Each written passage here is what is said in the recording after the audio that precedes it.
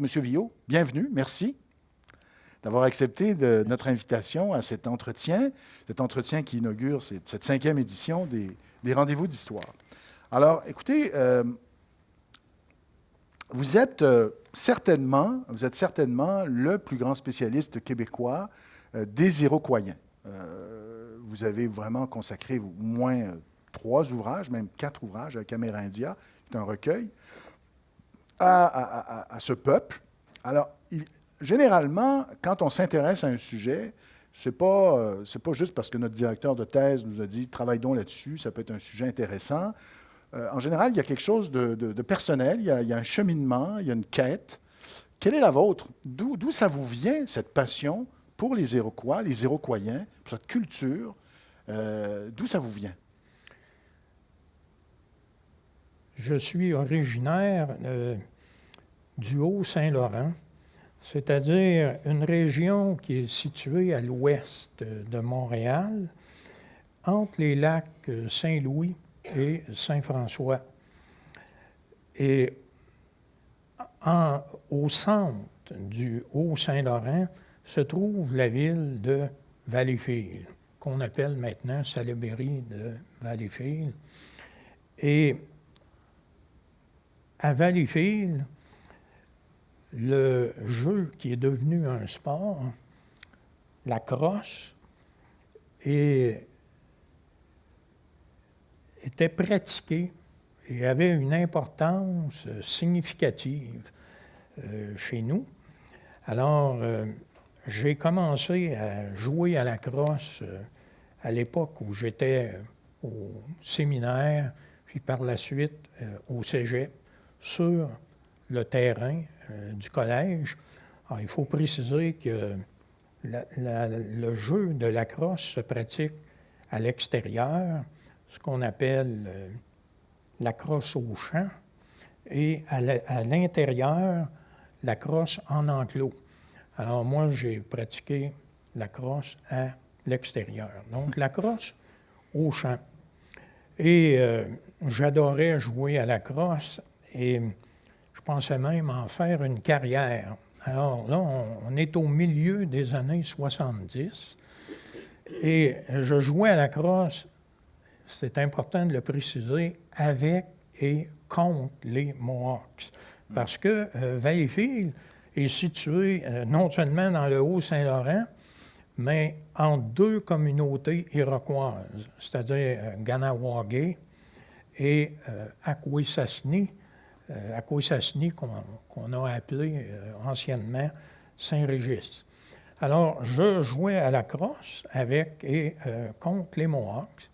Et quand est venu le temps d'entreprendre des études universitaires, alors j'ai choisi l'histoire parce qu'à l'époque, je n'avais aucune idée de ce qu'était l'anthropologie. Mm-hmm. En fait, j'ai étudié à un collège où 50 ans plus tard, ou presque, on n'enseigne toujours pas l'anthropologie.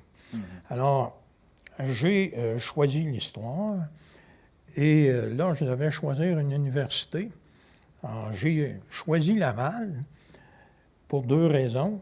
Pour la ville, mais également parce qu'en 1974-75, il y avait une équipe de crosse professionnelle à Québec, les Caribous de Québec. D'ailleurs, une excellente équipe. En 1975, ils avaient remporté les séries éliminatoires de la Ligue nationale de crosse à l'époque.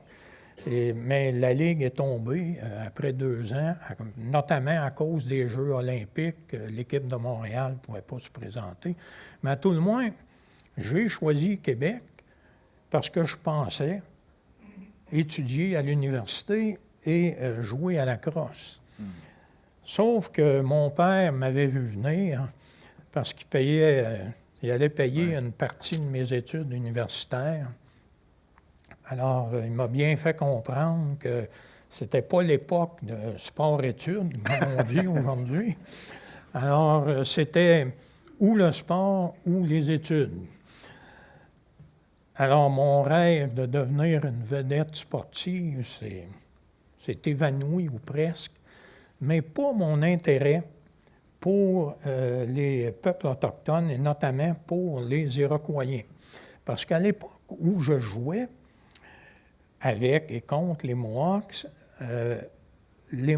m'avaient dit que le mot Mohawks pour désigner la crosse, c'était Bagatishkwe. Et Bagatishkwe, la racine du mot, c'est Tishkwe en Mohawk. Donc, Tishkwe, Bagatishkwe, je me suis rendu compte, mon intérêt pour les Iroquois s'est maintenu. Et en regardant au niveau de la linguistique, je me suis rendu compte qu'il y avait une association non seulement au niveau linguistique, parce que le bâton de crosse, c'est Tishkwe.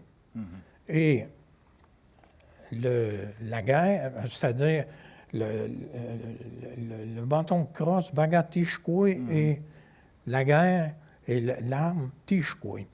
Alors, les Iroquois m'avaient dit, la crosse, c'est le petit frère de la guerre. Alors, mon intérêt s'est maintenu à l'Université Laval. Alors, j'étais en histoire, mais... Et c'est votre origine, votre intérêt pour la violence aussi.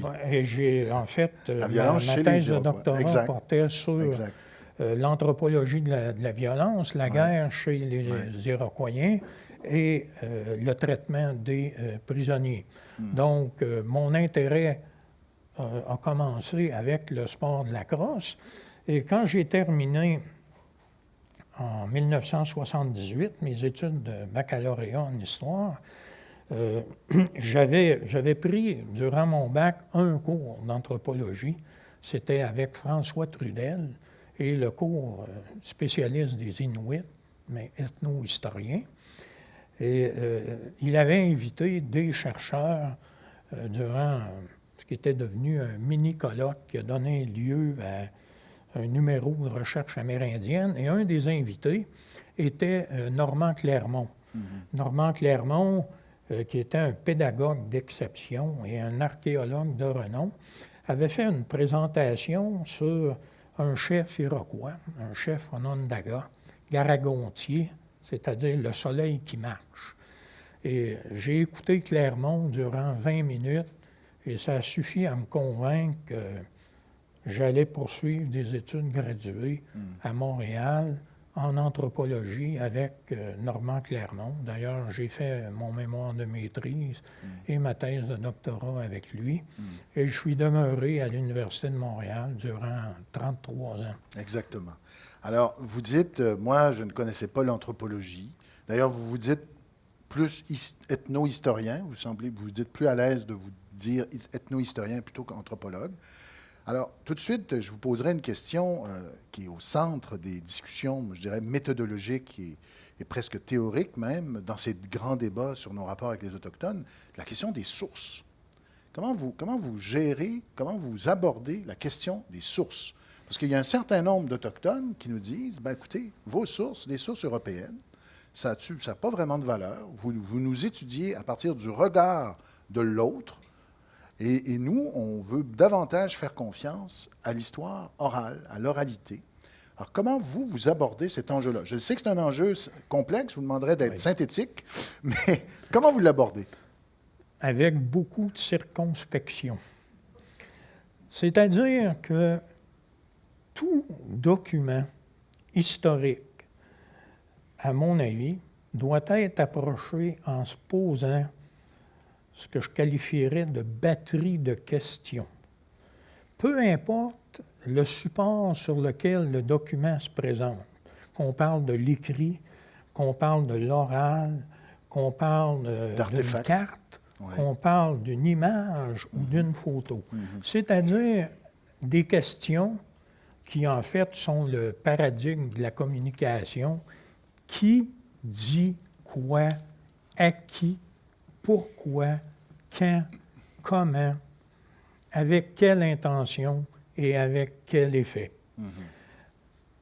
Donc, les documents historiques, peu importe leur provenance, doivent être abordés prudemment, avec une certaine retenue, et ne peuvent pas être pris pour de l'argent comptant ou de l'argent sonnant. Y compris Les sources orales. Les sources orales. Alors, dans le cas des documents oraux, on doit faire la distinction entre une source orale et une tradition orale. Une source orale, c'est un document qui a été observé ou qui a été vécu par l'informateur. Donc, il a constaté en quelque sorte les faits de visu. De visu. C'est ça, voilà. Alors que la tradition orale, elle, c'est un témoignage auriculaire, donc des auditus, si on veut. L'informateur qui nous la rapporte l'a entendu, se l'est fait raconter, et ça suppose, ça sous-tend une chaîne de transmission de génération en génération. La tradition, donc, il y a une différence entre le document oral et la tradition orale, parce qu'une permet de remonter le temps, ou prétend remonter le temps historique sur une assez longue période. Mais on sait, et là, ça va dépendre des sociétés, ça dépend des cultures, et ça dépend aussi des thèmes. Le contact avec les Européens, pour les Inuits, c'était un choc. Donc, on peut remonter assez loin. L'esclavage en Afrique, ça a eu un effet traumatisant. Alors, on peut remonter sur plusieurs générations et quelques siècles. Mais ce que l'on sait, c'est qu'habituellement, ordinairement, la tradition orale, ça permet de remonter le temps historique sur une période d'environ 150 ans. 150. Et qu'à partir, au-delà de 150 ans, les événements, les faits rapportés commencent à devenir flous et vagues. Et ça, c'est Donc, normal. autrement dit, un chercheur qui ne se baserait que sur la tradition orale pour comprendre la rencontre entre, par exemple, les Inuits ou les Algonquins et les Français au 17e siècle, ça risquerait d'être un peu ténu, ça risquerait d'être fragile. Oui, mais il faut préciser, par contre, que c'est aussi le cas pour les documents écrits. Vous savez, il y a un moine médiéval qui écrivait « Avec de l'encre, n'importe qui peut écrire n'importe quoi, ou presque. » Alors, ce que l'ethno-historien tente de faire, finalement, c'est de regarder quels sont les types de documents disponibles sur tel thème, tel sujet historique. Alors, ça peut être des documents iconographiques, ça peut être des documents oraux, des documents écrits, des documents archéologiques également, et il les utilise en conjonction. C'est ça. C'est-à-dire vérifie s'ils sont complémentaires ou se contredisent. Bien, c'est exactement ça que, d'ailleurs, vous faites de façon magistrale dans votre livre. Il y a de l'archéologie, il y a des cartes, il y a de la tradition orale parfois, il y a beaucoup, beaucoup de sources manuscrites, et vous entrecoupez ça, et vous dites au début de votre livre, d'ailleurs, j'utilise souvent le conditionnel, notez-le bien, mais si j'utilise le conditionnel, c'est parce qu'on n'a pas de certitude absolue sur tel ou tel sujet. Donc, vous êtes même prudent dans votre façon de rapporter. Ce livre... j'ai vraiment eu l'impression, et j'en parlais même avec votre attaché de presse, Gabriel Couchy de Boréal, puis j'avais vraiment l'impression que c'était un livre qui était pour vous une sorte de... C'était une enquête de longue haleine. D'où est venue la genèse de ce livre? Quand avez-vous eu l'idée de l'écrire? Et qu'est-ce que vous aviez comme intention? En fait, il y a 40 ans de recherche derrière le livre. Oui, oui. Et mon intérêt, comme je le mentionnais plus tôt, mon intérêt a commencé avec la question de la guerre, le traitement des prisonniers chez les Iroquois. Je me suis intéressé au sort des femmes, à la condition féminine en Iroquoisie au 17e, 18e siècle. Femme de personne. Autre très beau titre. Femme de personne. C'était le titre de votre livre, oui. Et par la suite, j'ai été... Donc, j'ai travaillé également sur l'idée de la mort et les pratiques funéraires, toujours chez les Iroquoiens.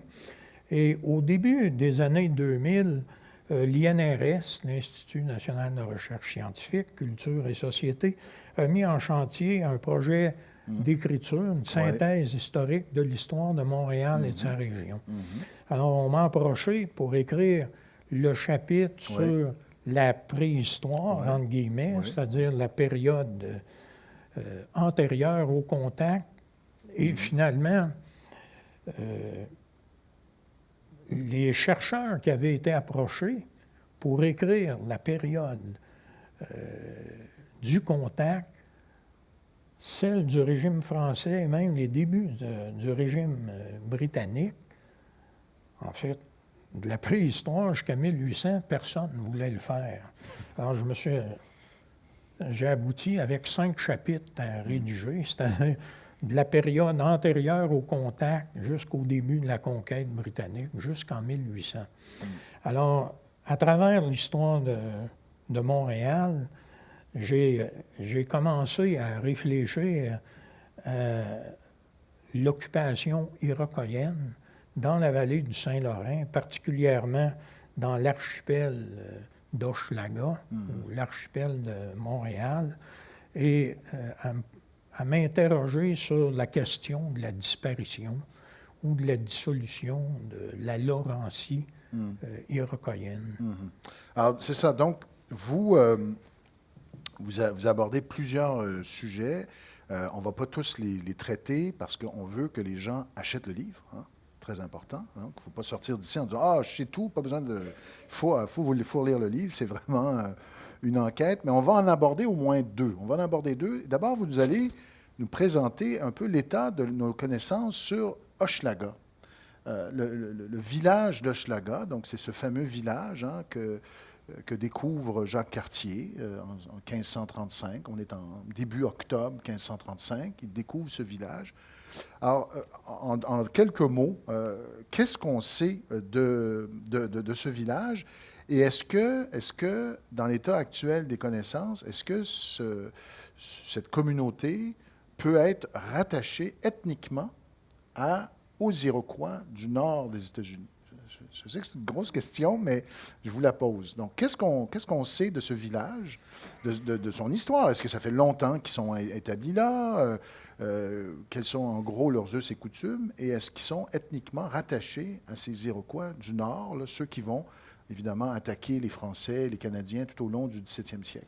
D'accord. Je vais tenter de répondre en commençant par votre deuxième question. Parfait. Et je reviendrai sur Hochelaga. D'accord. Ce qu'il faut bien voir, c'est que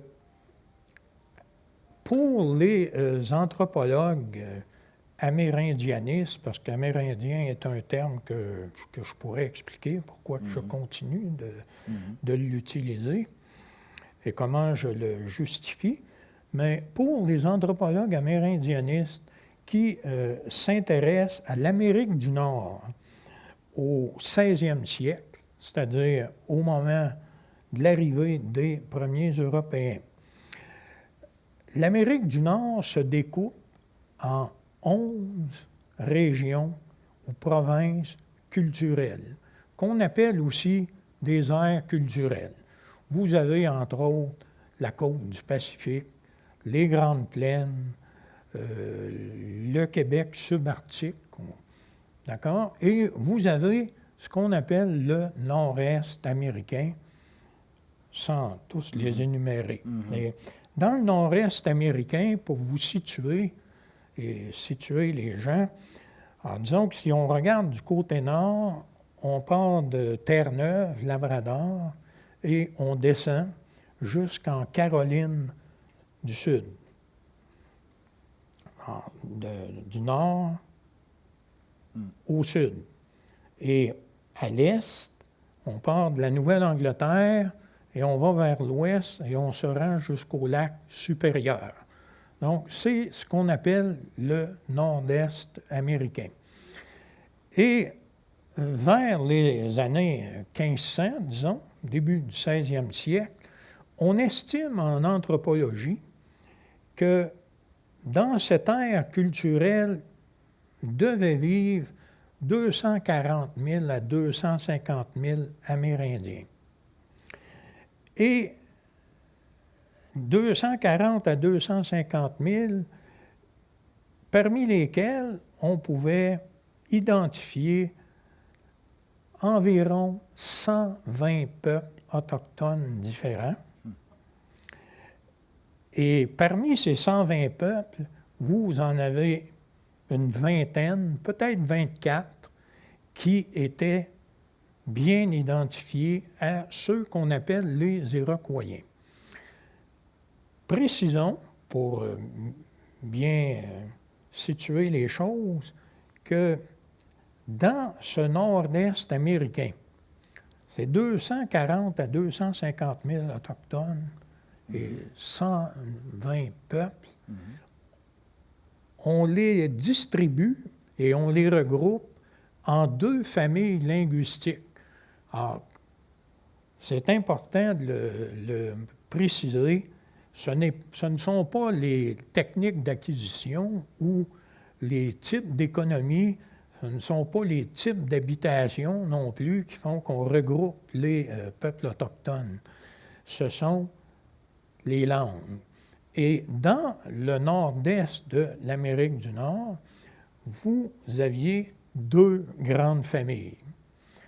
L'Algonquini, qui constituait probablement les 3/4 de ces 120 peuples et qui était probablement 150 000 parmi les 240 000. Et vous aviez l'Iroquoianie.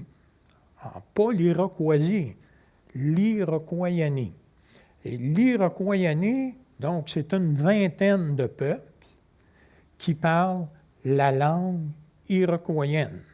Et parmi cette vingtaine de peuples, vous aviez les Hurons-Wendat, vous aviez les Ériés, vous aviez les Pétuns, les Wenros, les Andas, et vous aviez aussi les Iroquois. Ceux qu'on appelle les Iroquois, on parle ici d'une alliance fédérative, donc un regroupement politique qui s'est structuré peut-être avant l'arrivée des Européens, mais on pense que la Confédération, la Ligue iroquoise, se serait constituée au moment du contact, c'est-à-dire au 16e siècle, mais c'est possible que ça s'est fait avant. Et dans le cas des Hurons-Wendat, ils étaient aussi, la plupart des peuples iroquois étaient regroupés en confédération politique. Maintenant, la Laurentie iroquoienne faisait partie de cette Iroquoianie. Et quand on parle de la Laurentie iroquoienne, il faut se représenter la vallée du Saint-Laurent entre Cap-Tourmente, en aval de Québec, tout le long du Saint-Laurent jusqu'à l'entrée du lac Ontario. Alors, vous aviez la Laurentie iroquoienne qui était distribuée le long de la vallée du Saint-Laurent. Et on parle d'environ une vingtaine de villages entre, si vous voulez, Québec et Kingston, pour vous situer actuellement. 12 500 à 12 700 Iroquois. Et pourquoi, maintenant, pourquoi nous distinguons, en tout cas je suis de ceux qui les distinguent des Hurons-Wendat et des Iroquois? Il y a plusieurs critères. On pourrait en sortir des très pointus, là, mais allons-y avec les 3 plus importants. D'abord, le critère territorial. La Laurentie iroquoienne occupe un territoire, comme je le mentionnais, qui s'étend sur 600 km, d'accord? Et les Iroquoiens du Saint-Laurent avaient une double conception du territoire. Ce n'était pas spécifique à eux. Une conception, un territoire d'occupation où le centre est très bien connu, il peut y avoir des villages notamment, et un territoire d'exploitation où les frontières sont plus floues. Donc, double conception du territoire. Et ça, c'est important quand on regarde le tout, on le reporte aujourd'hui. Alors, deux façons de voir le territoire. Un, occupation où le centre est bien localisé, bien défini, et exploitation où les frontières sont plus vagues, plus floues. Et ce territoire, c'est celui de la Laurentie iroquoienne, c'est la vallée du Saint-Laurent. Donc, ce n'est pas le sud de l'Ontario ou ce n'est pas le nord ou le centre de l'État de New York actuel. Le deuxième critère pour les définir, c'est que la Laurentie iroquoienne, et ça, on le sait grâce au lexique que Jacques Cartier nous a laissé, entre 180 et 200 mots. Et quand on compare le contenu du lexique avec les langues Onondaga, Huron-Wendat et Mohawk, c'est différent. C'est-à-dire que les Iroquoiens du Saint-Laurent parlaient une variété de langues iroquoiennes distinctes du Huron-Wendat, distinctes du Erie, distinctes du Mohawk ou du Onondaga ou du Sénéca. Et le troisième élément, est probablement le plus important, se situe au niveau de la tradition céramique, c'est-à-dire de la production des vases céramiques, en céramique. Les contenants des peuples algonquiens, pour la plupart, étaient en écorce.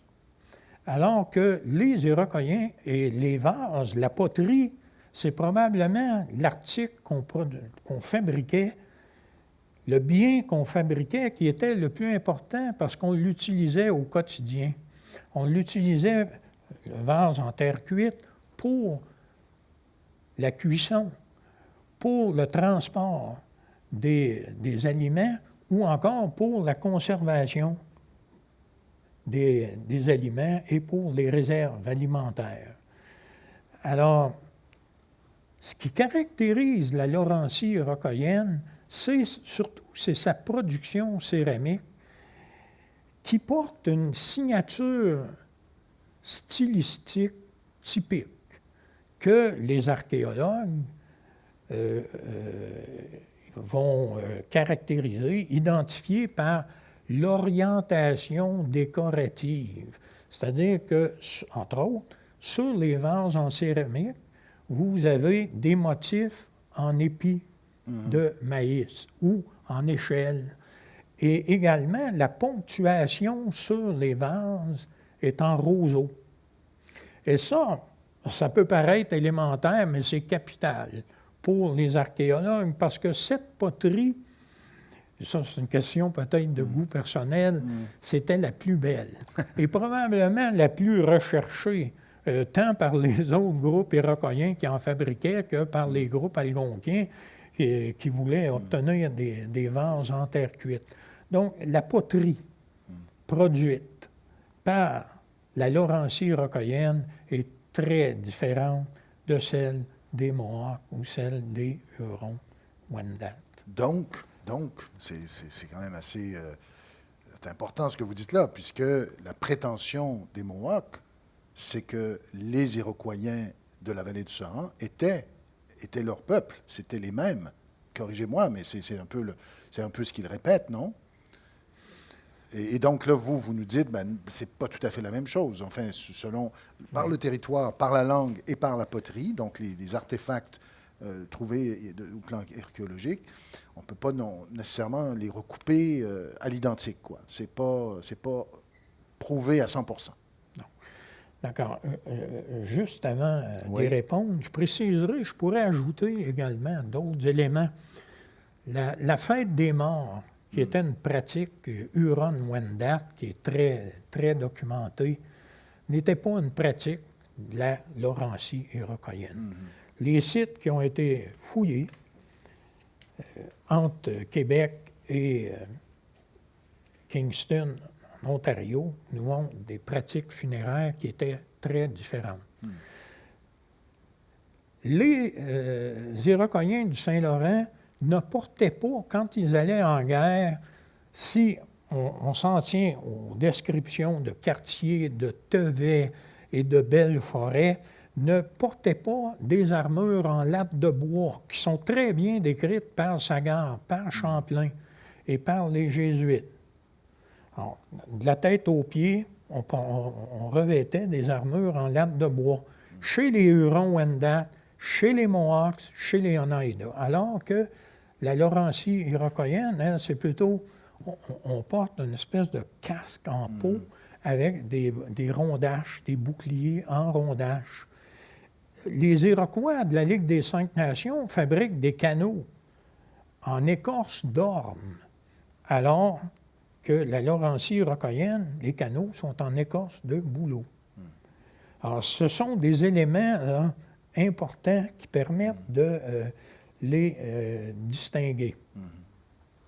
Et par rapport à votre question concernant les Mohawks et les Hurons-Wendat, d'abord, les Hurons-Wendat, le territoire ancestral des Hurons-Wendat, c'est la région au sud de l'Ontario qui se trouve sur les bords de la baie Georgienne. Donc, les bords de la baie Georgienne et le pourtour du lac Simcoe, en Ontario, dans le sud de l'Ontario. Dans le cas des Mohawks et des autres groupes iroquois, il faut savoir que la Ligue des Cinq Nations vivait, son territoire ancestral se trouve au sud de Montréal et au sud du lac Ontario, c'est-à-dire dans le nord, dans le centre et dans l'ouest de l'État de New York, entre le lac Champlain et la rivière Niagara. Donc, on est dans l'État de New York actuel. Et je pourrais ajouter à ce niveau qu'il existe en France un manuscrit qui n'a pas été publié, qui a été rédigé probablement entre 1586 et 1588, et les dates sont importantes quand même parce que elles sont relatives à la période, la fourchette de dates qu'on retient pour expliquer la disparition des Iroquoiens du Saint-Laurent. Et dans ce manuscrit, il est bien indiqué, on parle du lac Saint-Pierre, on ne l'appelle pas Saint-Pierre, mais le lac d'Angoulême. Et on sait que Cartier l'appelle le lac d'Angoulême. Et on nous dit qu'un peu plus loin, il y a un lac qui est identifié, et pas au lac Champlain, mais la position géographique qui est décrite correspond. Et tout près de ce lac, allant vers l'ouest, on nous dit qu'il y a un peuple qui vit là, qui s'appelle les Magots. M-A-G-O-T-S. Alors, Magots, ça semble être fortement là, lié au mot Magua, Makwa, qui va devenir Mohawks pour les Anglais, finalement. Alors, en 1586-1588, il y a un document écrit qui nous confirme que le territoire traditionnel où on trouve les Mohawks en particulier, vers la fin du 16e siècle, c'est dans l'État de New York actuel. Alors, écoutez, le temps file, M. Viault. Il faut vraiment... Hochelaga, vous le dites dans votre livre, c'est comme une des provinces, mais c'est parce que là, le temps filant, je veux vous amener tout de suite sur la question de la disparition. Parce que la question de la disparition des Iroquois, c'est quand même vraiment, il y a 3 hypothèses qui ont toujours circulé sur cette fameuse disparition. Donc, je vous le rappelle, là, Cartier découvre Hochelaga, Cartier fait affaire avec des Iroquois et même Roberval. Et quand Champlain revient en 1603, ils ne sont plus là. Là, la question, c'est que s'est-il passé? Où sont-ils? Bon. Et ça, c'est au cœur de votre livre. 3 hypothèses sont constamment avancées. Et je m'excuse si je fais vite, mais la première hypothèse, c'est un refroidissement du climat. Vous écartez cette hypothèse-là. Je ne vous laisse pas vous me dire pourquoi, on n'a pas le temps. Deuxième explication, en fait, il y a 2 explications. Vous dites, deuxièmement, il y a les guerres, parce qu'en 1603, Champlain découvre ces peuples, cette coalition laurentienne, je reprends la formule de Desrosiers, ils fêtent parce qu'ils viennent de faire une guerre contre leurs ennemis du Sud. Donc, on a souvent dit que c'était à cause des guerres entre Amérindiens, du Nord et du Sud. Et troisième explication, c'est le choc bactériologique. Donc, vous, c'est cette troisième explication qui vous convainc le plus. Peut-être nous dire pourquoi. Comment expliquer ce choc bactériologique et pourquoi aurait-il plus affecté, par exemple, les Iroquois que les gens de la coalition laurentienne? Alors, expliquez-nous pourquoi, expliquez-nous cette hypothèse. Jean Cartier est venu au Canada, on le sait assez bien, 3 fois. 1534, va dans la région de Gaspé et va kidnapper quelques Iroquois, les ramener en France et va revenir l'année suivante.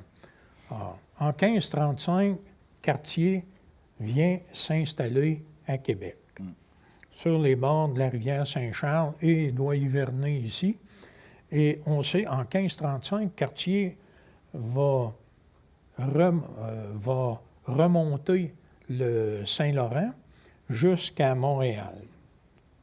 Doit hiverner ici, en 1535, 1536, repart avec une dizaine d'Iroquois qui enlèvent et revient en 1541. Oui. Et ce qui est important de souligner, et ça semble être passé... C'est une expédition qui n'est pas très connue, on n'a pas de source. Inaperçue. Oui. C'est qu'en 1541, lors du 3e voyage, Cartier n'est pas le chef de l'expédition. C'est Roberval, qui, lui, n'est pas un marin accompli comme Cartier, mais un aristocrate. Et c'est très important de préciser que lors du 3e voyage, en 1541, Cartier et Roberval ne peuvent pas partir en même temps. Cartier va partir le premier avec 5 navires et Roberval l'année suivante avec 3 navires. Et on est passé entre 1535 et 1541 à l'entreprise d'exploration, à l'entreprise de colonisation. Ça veut dire quoi? Ça veut dire qu'entre 1541 et 1543, Cartier arrive avec 5 navires et va s'installer à Cap-Rouge. Tout près d'ici. Tout près d'ici, donc en aval de Québec. Et Roberval, lui, également, va s'installer là, au même endroit, mais pas en même temps. Et ça, j'ai essayé d'expliquer pourquoi et de quelle façon on a quitté les lieux. Si on se comprend bien, 8 navires français vont arriver plusieurs avec centaines d'hommes. 450 à 600 personnes qui viennent s'installer à Cap-Rouge. 600 personnes, c'est peut-être presque autant que le village iroquois de Stadaconé, qui était probablement 2 fois et demi, peut-être 3 fois en termes de population, plus petit qu'Hochelaga, dont je n'ai pas parlé. Hochelaga était plus qu'un gros village.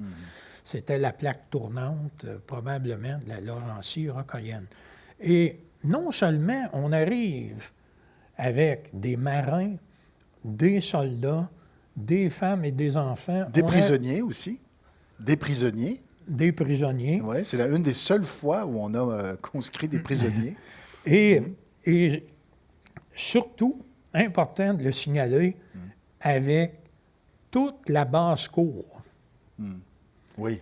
Et on sait depuis une vingtaine d'années que, et on a eu un exemple encore il y a 2 ans avec la pandémie, les principales maladies infectieuses qui ont été transmises à nos ancêtres ont été transmises par les animaux que nos ancêtres ont domestiqués durant l'ère du néolithique, c'est-à-dire lors de la bascule dans l'agriculture, l'adoption de l'agriculture, la domestication des animaux a fait en sorte qu'on s'est fait transmettre des virus, des microbes.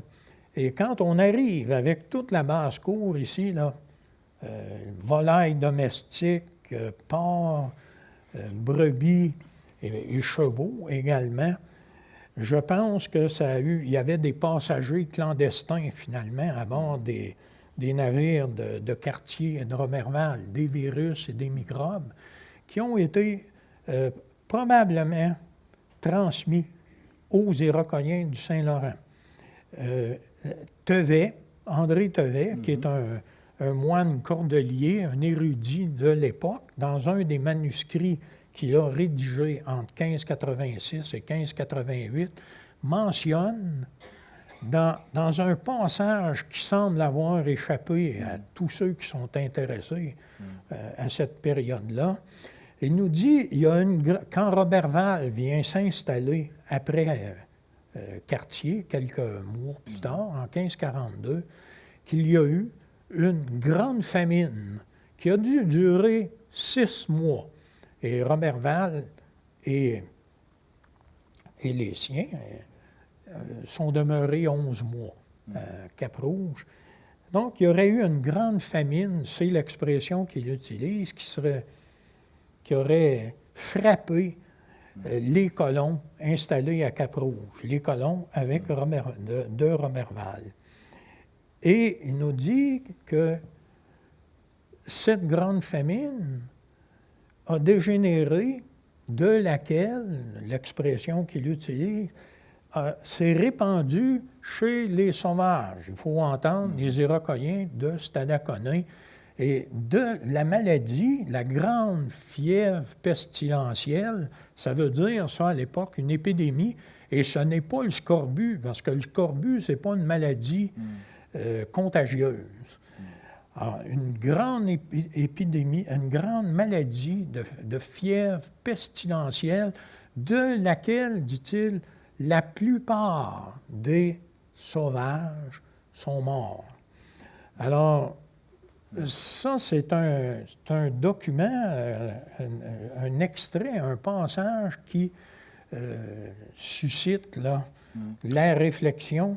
Et vous savez, si on considère que les porcs et les volailles domestiques, là, il n'y avait pas d'enclos probablement à Cap-Rouge, où les porcs, on le sait, au Moyen Âge, en Europe, se promènent partout. Alors, les volailles domestiques qui ont probablement été chassées par les Iroquoiens ont été en contact avec les Amérindiens de la vallée du Saint-Laurent. Et pourquoi qu'ils auraient été frappés? Donc, peut-être pas les seuls à être frappés, mais probablement les premiers, et plus durement, parce qu'ils vivaient dans des habitations qu'on appelle des maisons longues, et il ne faut pas perdre de vue qu'ils ont été en contact constant et continu avec les Français durant presque 2 ans. Alors que les autres étaient plus dispersés et nomades, donc peut-être moins exposés à ces épidémies. Moins exposés, mais je n'exclus pas qu'ils en ont été victimes. Tout à fait. Mais probablement moins que grande amplitude. La Laurentie iroquoienne. Et ce que ça a entraîné, ce n'est pas leur disparition, mais c'est leur affaiblissement démographique et suffisamment affaibli pour être incapable de résister à leurs ennemis qui enviaient fort probablement les biens européens que les Français qui circulaient, et il y en avait probablement le monopole parce qu'il était dans la vallée du Saint-Laurent et qu'il ne voulait pas redistribuer aux autres groupes. Voilà. Donc, voyez l'originalité de cette explication. Non, mais c'est vrai, c'est la première fois qu'un historien, un ethno-historien nous propose cette hypothèse. Parce que jusqu'à vous, enfin, très souvent, on nous expliquait qu'il y a eu des guerres, et les guerres, finalement, avaient été remportées par les gens de la coalition laurentienne, et que les Iroquois avaient fui vers le sud. Vous nous dites, ils ont probablement été affaiblis du fait de cette contagion, de cette épidémie. Ça les a énormément affectés, plus parce que c'était des peuples sédentaires. Et donc, oui, ils ont été ensuite attaqués, mais ils étaient déjà très, très affaiblis. Et d'ailleurs, vous expliquez aussi dans votre livre, vous donnez cette explication pour nous faire comprendre aussi l'échec de la mission de Roberval. Ça a été un échec. Vous parlez... En fait, on n'a presque pas de traces. Hein. On parle toujours de Jacques Cartier parce qu'on a des traces. On a son journal. Mais Roberval a très peu de relations. Hein. Il y en a une petite, je pense. C'est vraiment des miettes. C'est des miettes, oui. Des miettes d'histoire et des morceaux qu'on essaie de recoller. On sait que Cartier est parti en catastrophe de Cap-Rouge. Oui, c'est ça. Et on le sait par une enquête que les Espagnols ont menée auprès des pêcheurs basques que Cartier a croisés à Terre-Neuve. On sait notamment, dans les archives basques espagnoles, il est mentionné que Cartier, Jacques, comme on l'appelle, rencontré par des pêcheurs basques, on sait qu'il a perdu 35 charpentiers qui ont, nous dit-on, ont été tués par les Amérindiens de Canada, c'est-à-dire les gens de Stadacona qui ont été commercés à bord, à Blanc-Sablon, à bord de navires basques. Et donc, Cartier a quitté brusquement.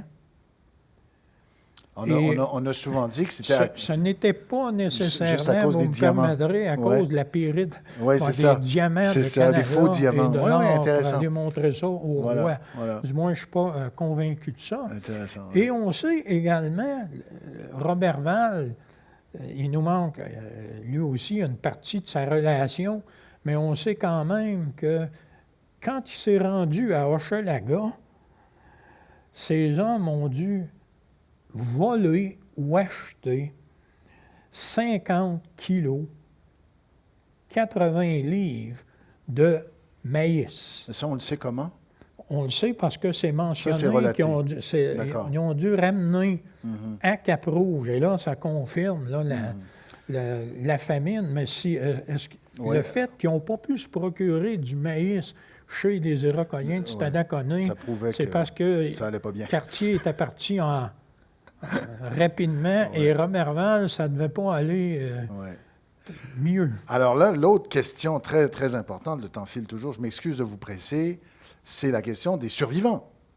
Où vont les survivants de l'Iroquoisie à la fin du 17e siècle? Parce que tout le débat, et là, vous me voyez venir avec les histoires de territoires non cédés. C'est-à-dire que si, première hypothèse, ils vont vers les Iroquois du nord des États-Unis, ils sont assimilés ou intégrés à un peuple, finalement, cousin, on pourrait le dire comme ça, même s'ils ne sont pas tout à fait apparentés, comme vous l'avez démontré, ou ils vont ailleurs. Et vous soutenez qu'ils vont peut-être ailleurs.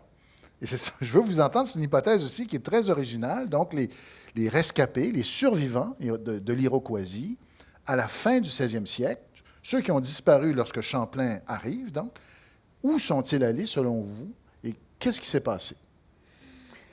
Disons que si on commence par la région de Québec, on sait qu'ils étaient moins nombreux que dans la région de Montréal. Les Iroquois de Stadacona avaient des ennemis. Et ça, c'est précisé, c'est mentionné dans les relations de Cartier. Et ces ennemis, on pense que c'était les Micmacs. Parce qu'il faut se rappeler qu'en 1534, quand Cartier rencontre les Iroquois de Stadacona, c'est à Gaspé. Oui. Et c'est un territoire qui est probablement contesté parce que les Micmacs s'y trouvent et les produits européens là, ont commencé à circuler. Alors, les maladies ont probablement affaibli grandement les Stadaconiens et Dans leur cas, je pense qu'ils étaient totalement incapables, inaptes à résister à leurs ennemis qui étaient déjà connus et qui étaient probablement les Micmacs. Si on remonte le fleuve, on va vers Montréal. Si les Iroquoiens d'Hochelaga étaient allés du côté de l'Iroquoisie, c'est-à-dire des Iroquois des 5 nations, notamment, dans le cas de ceux de Montréal, vers les Mohawks, on trouverait, à ce niveau-là, si, par la guerre de capture, s'ils avaient été intégrés et adoptés,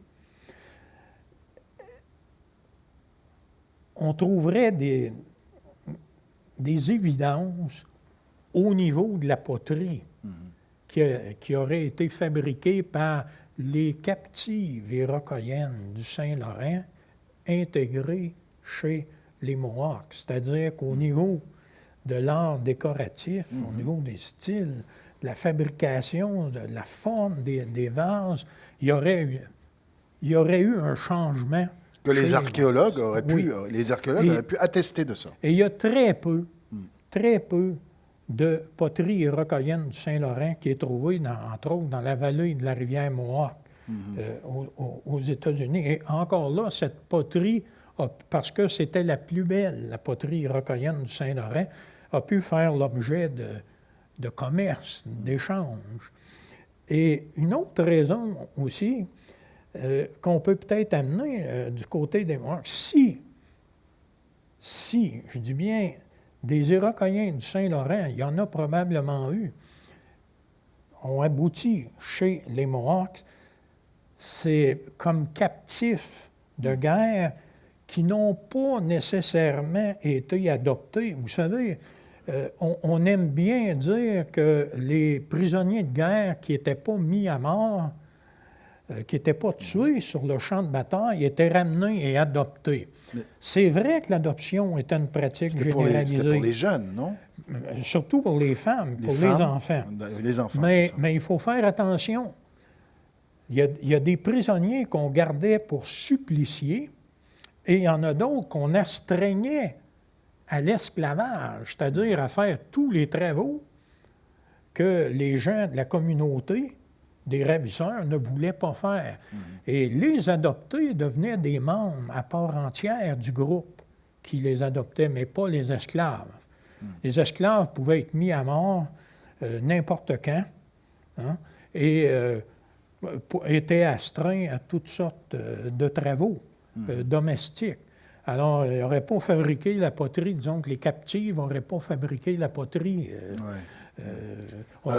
comme elles le voulaient. Alors, où sont-ils allés? Voilà, où sont-ils allés, donc? Oui, alors, où sont-ils allés? Le suspense est bon, là. Vous restez, là. Hein? Bon. Et là, si on se comprend bien, je parle surtout des Iroquoiens d'Hochelaga. C'est ça, d'accord. Alors, les Iroquoiens d'Hochelaga qui ont survécu aux épidémies, qui ont survécu aux guerres intergroupes que la présence européenne a occasionnées, sont probablement allés dans la vallée de l'Outaouais se réfugier chez un groupe ami de Toho, les Algonquins Anishinabés.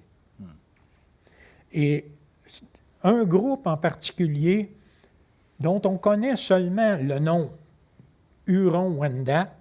Alors, les Hurons-Wendat appelaient ce groupe les Onon-Chataronon.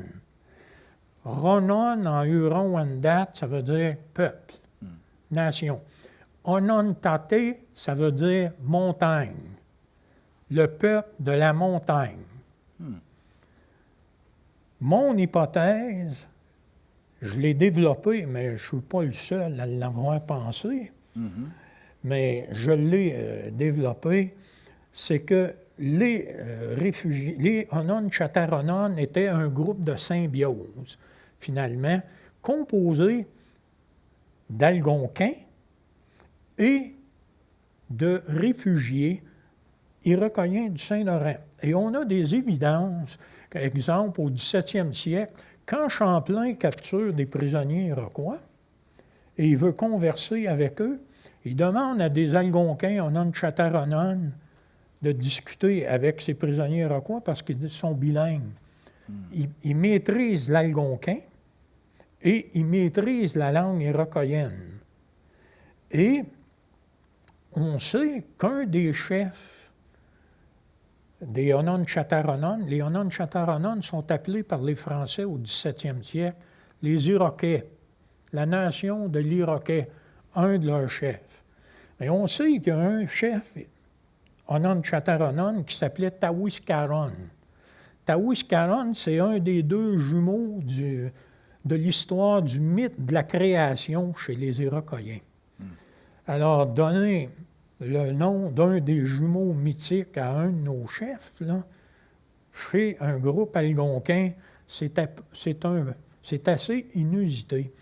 Et l'année même de la fondation de Montréal, et là, on est rendu en 1642, Montmagny, Maisonneuve sont sur le sommet du Mont-Royal avec des Algonquins. Et il y a des Onon-Chattahoochee qui disent aux Français « Mes grands-parents sont enterrés ici et je voudrais être enterré ici avec eux. Nos parents ont cultivé le maïs et la terre est excellente sur l'île de Montréal, ici, jadis. » Alors, on a des indices qui nous permettent de croire que les Onon-Chattahoochee ont intégré des Iroquois du Saint-Laurent. Et on pourrait le vérifier, vous savez. Écoutez, vous l'avez... Du point de vue biologique, de l'ADN, de la génétique. On est rendu là ou on l'a fait? On est rendu on devrait faire ce genre d'expérience? On pourrait le faire. On pourrait le faire. Ça prend une entente tripartite. Oui, d'accord. Un protocole d'entente tripartite entre les autorités politiques, les groupes autochtones et les chercheurs. Donc, on est loin du compte, peut-être. On n'est pas là. On n'est pas là tout à fait en ce moment. Donc, je vais vous poser à ce moment-là, et là, je vais prendre une formule célèbre. Donc, si je vous suis bien, il serait un peu imprudent, pour dire le moins, de juger que Montréal est un territoire Mohawk non cédé et que Québec est un territoire Wendat non cédé. Puisque là, vous venez nous faire un peu une démonstration, mais avec des preuves. Donc, c'est imprudent de dire une telle chose, si je vous suis bien. Je me permets d'être clair, là. Les Iroquois du Saint-Laurent faisaient partie de l'Iroquoianie, mais n'étaient pas les Iroquois de la Ligue des 5 Nations que l'on connaît. C'est ça. Ils n'étaient pas non plus... Donc, les gens d'Hochelaga n'étaient pas des Mohawks. Les Hurons, Wendat, leurs ancêtres ne sont pas les Stadaconiens. Bon. Et par rapport à Québec, on sait, par contre, c'est important de préciser, dans le cas des Hurons-Wendat, les Hurons-Wendat étaient constitués de 4 nations et regroupés en confédérations comme les Iroquois, donc, au sud de l'Ontario. On sait qu'entre 1570 et 1610, les Hurons-Wendat, qui étaient à l'origine constitués de 2 nations, nation de l'ours et ceux des chiens aboyants. Je ne donnerai pas le nom Huron, là, qui est assez long. Et ils ont intégré 2 groupes qui sont joints à la Confédération, les Arrendaronon, les gens de la Roche, et les Taotaenrat, nous dit-on, qui sont les oreilles blanches, en référence à la nation du cerf de Virginie. Alors, les Hurons-Wendat ont probablement intégré des Iroquois du Saint-Laurent, mais pas ceux de la région de Québec, mais ceux qui étaient tout près du lac Ontario. On parle des lacs, le lac Rice, les lacs Kawartha et la rivière Severn. C'était là où ces Iroquois du Saint-Laurent habitaient. Donc, je ne dis pas que les Hurons-Wendat n'ont pas intégré des Iroquois du Saint-Laurent. Oui, probablement ceux du Haut-Saint-Laurent, mais là, on est en Ontario, on n'est pas à Québec. Il est temps de vous poser deux petites questions de conclusion. J'espère que nos organisateurs me permettent on dépasse un peu le temps, mais on n'est pas chronométré là, par... donc, deux questions en terminant. Et là, on sort un peu du sujet et de votre livre. Nous avons cette discussion-là depuis une bonne heure. Nous sommes deux Québécois qui s'appellent Viault et Bédard. Nous discutons de l'histoire du peuple iroquoien. Qu'est-ce que vous répondriez s'il y avait un militant qui se levait ici, mais dit, mais à quel titre parlez-vous? Vous pratiquez une forme d'appropriation, vous racontez notre histoire. Quelles sont vos créances? Qu'est-ce que vous répondriez à ce genre d'interpellation, si elle advenait? Je suis anthropologue et historien, je suis ethno-historien et je ne conçois pas les rencontres interculturelles, je ne conçois pas les contacts entre cultures comme étant des rapports entre dominants et dominés. C'est-à-dire qu'il y aurait une culture preneuse et une autre donneuse. Je pense que quand deux cultures entrent en contact, il se produit des entrecroisements, des transferts, des échanges de biens, d'idées et d'individus. Et ça fait en sorte que ça va donner deux nations receveuses et deux nations emprunteuses. Et ça, c'est important, c'est ce qui se produit lors des contacts culturels. L'anthropologie le démontre depuis au moins 150 ans. C'est important de le dire, de le préciser. Et en 1992, ça fait déjà 30 ans, j'assistais à Ganawagé à l'école de survie, le Survival School, à un colloque où on avait invité, pas n'importe qui quand même, Bruce Trigger, Francis Jennings, James Axtell, les ethno-historiens les plus connus. Et on avait dit à Trigger et Axtell et Jennings, vous, les ethno-historiens, on n'a pas besoin de vous parce qu'on a nos propres historiens.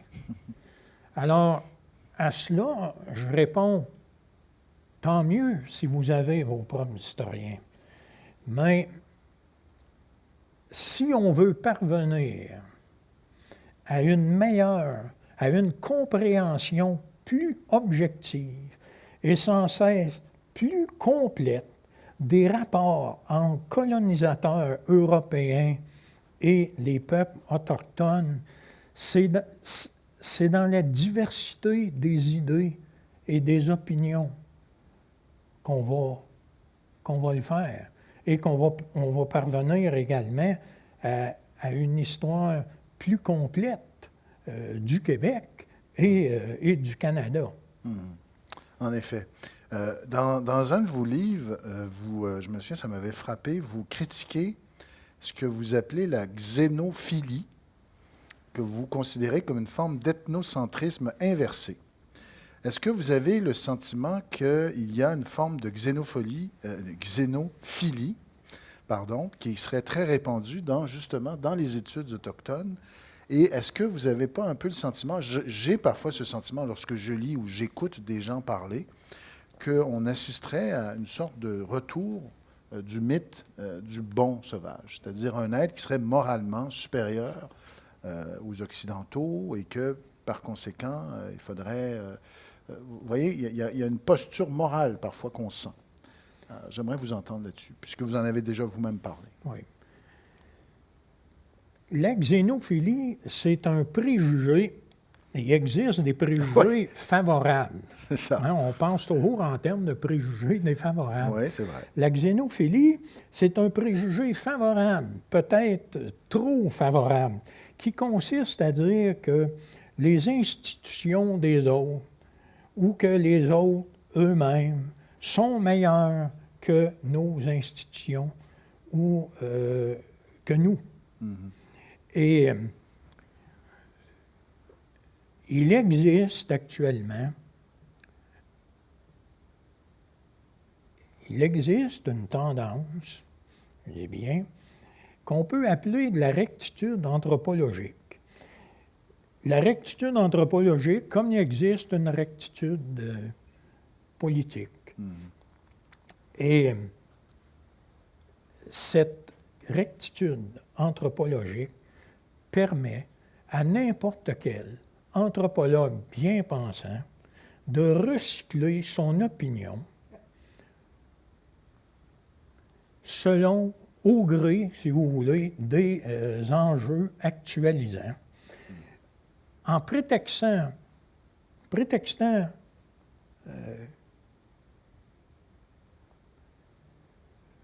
comment je pourrais le formuler, en prétextant qu'on peut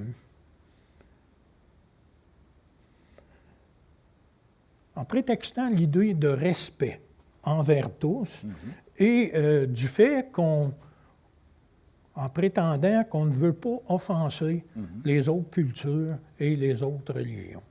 Ça, c'est une tendance qui existe en anthropologie depuis quelques années. Et qui vous irrite, visiblement. Qui vous irrite. Parce que vous trouvez quoi? Qu'elle est en dehors de la science. On s'écarte de la science et de la connaissance. Oui, parce que ce qui est important en bout de piste, c'est quand on parle de réconciliation. Oui, justement. Écoutez, on part de loin, on en convient. Quand on veut parler de réconciliation, on part de très loin parce que l'État colonial et l'Église ont, au Canada et aux États-Unis également, il ne faut pas l'oublier, on a essayé d'éliminer les groupes et de sauver les individus. C'est-à-dire, on a essayé de détruire les modes de vie et les modes de pensée, d'acculturer, d'assimiler les peuples autochtones, c'est-à-dire d'en faire des citoyens canadiens, éventuellement, mais des citoyens mineurs devant les lois. Et c'est de là où on part. Et quand on parle de réconciliation... Est-ce que vous y croyez? J'y crois, mais c'est important de mentionner à ce niveau que du point de vue constitutionnel, la réconciliation, c'est un concept moralement satisfaisant dont le contenu juridique reste à être précisé, éventuellement. Sauf qu'il ne faut pas perdre de vue qu'une réconciliation durable, ça sous-tend de la recherche, et notamment la recherche historique. Ça sous-tend la connaissance des faits. La connaissance des faits, c'est-à-dire des faits historiques, des choses qui se sont passées ou encore qui se sont pensées. Parce que ce qu'on doit faire, c'est établir la vérité historique. Qu'est-ce qui s'est passé? Qu'est-ce qui s'est passé? Et si on ne le fait pas, tout ce qu'on va parvenir à faire, c'est d'acheter la paix sociale. Et je vous pose vraiment une dernière question, Gilles, est-ce que je peux? Oui. Une question, c'est que, d'abord, juste pour faire du pouce sur cette idée de réconciliation, peut-être nous présenter cette proposition qu'à la fin vous faites sur Donnacona, que je trouve intéressante, qui est symbolique, mais juste peut-être nous la présenter comme un geste, un beau geste qui pourrait être fait. J'ai mentionné allusivement que Cartier, lors de ses voyages, avait littéralement kidnappé des Iroquois de Stadacona les fils de Donnacona la première fois, les a ramenés. La deuxième fois, les fils Donnacona et à peu près toute la parenté. Et ne les a pas ramenés la troisième fois. Et la première chose qu'on a demandé à Cartier à Québec, c'est où est Donnacona? Et Cartier avait dit, ben, ils sont devenus des grands seigneurs en France et ont décidé de rester là, alors qu'on sait que tous, sauf une jeune fille, étaient décédés. Probablement une maladie, on ne le sait pas, contractée en Europe. Alors, ils sont morts. Après avoir été des objets de foire. Vous savez, on appelait à l'époque, en France, on appelait les Amérindiens les hommes oiseaux, à cause des coiffes, des plumes. Et c'était, on les amenait lors d'exhibitions, on les présentait, tout ça. Et finalement, Donnacona a fini dans une fosse commune à Paris. Et on sait à peu près où. Alors, je pense que tout ça, la réconciliation, ça concerne la France également. Ça concerne le Québec, ça concerne le Canada, puis ça concerne la France. Alors, on pourrait, la mode est au statut, on pourrait ériger une plaque commémorative à l'endroit où la fosse commune, où on a enterré dans l'anonymat, non seulement Donnacona et une dizaine d'Iroquoiens, mais tous les Autochtones qui ont été ramenés d'Amérique du Nord et du Brésil, entre autres, d'Amérique du Sud, pour souligner. C'est une belle proposition. En tout cas, on pourrait le souffler dans l'oreille de notre premier ministre lorsqu'il rencontrera le président français. Ça pourrait être une très bonne idée et vous pourriez avoir la paternité de cette bonne idée. Dernière question, là c'est vrai. Vous avez en face de vous une jeune femme, un jeune homme, début vingtaine, qui rêve d'être anthropologue, qui rêve en fait de suivre vos traces, d'étudier les peuples autochtones du XVIIe siècle, du XVIIIe siècle ou de la période qu'on dit préhistorique. Qu'est-ce que vous leur donneriez comme conseil à ces jeunes dans le contexte actuel qu'on sait très chargé?